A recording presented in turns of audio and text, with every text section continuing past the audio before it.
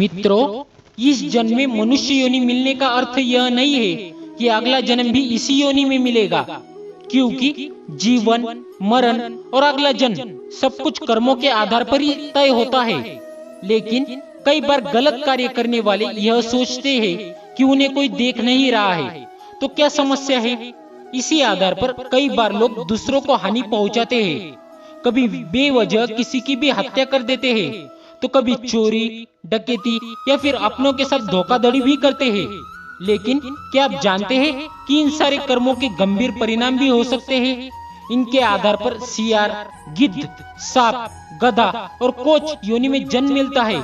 तो कर्म थ्योरी के आधार पर कौन सा कर्म करने से कौन सी योनि मिलती है, चलिए जानते हैं हमारी इस वीडियो के माध्यम से।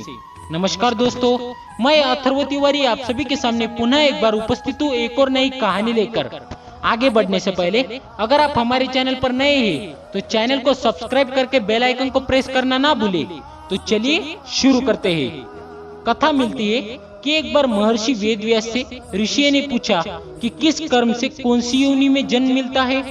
तब उन्होंने विस्तार पूर्वक बताया। वेदव्यास जी ने बताया कि जो भी व्यक्ति पराई स्त्री के साथ संबंध बनाता है उसे भयानक नरक भोगना पड़ता है। इसके बाद एक के बाद एक अलग अलग योनियों में भटकना पड़ता है। महर्षि वेदव्यास ने कहा कि हर स्त्री का आदर करना चाहिए, कभी भी किसी भी स्त्री को परेशान नहीं करना चाहिए, अन्यथा ऐसा करने वाला सबसे पहले भेड़िए के रूप में जन्म लेता है, इसके बाद वह कुत्ता बनता है, फिर सियार, गिद्ध, सांप, कौवा और बगुला बनते हैं। इन सब योनि में जन्म लेने के बाद उसे मनुष्य योनि में जन्म मिलता है।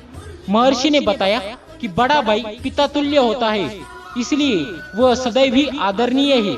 कभी भी किसी भी परिस्थिति में उसका अनादर न करे, अन्यथा कोच नामक पक्षी के रूप में जन्म लेना पड़ता है। उसका जन्मकाल 10 वर्षों का होता है। यदि इस दौरान उस पर ईश्वर कृपा दे तो वह अगले जन्म में मनुष्य योनि में जन्म लेता है। वेदव्यास जी ने बताया कि चोरी करना हमेशा ही गलत है, फिर चाहे वह स्वर्ण हो या वस्त्र, इसके परिणाम भुगतने ही पड़ते हैं। उन्होंने बताया कि यदि कोई व्यक्ति वस्त्रों की चोरी करता है तो वह अगले जन्म में तोता बनता है।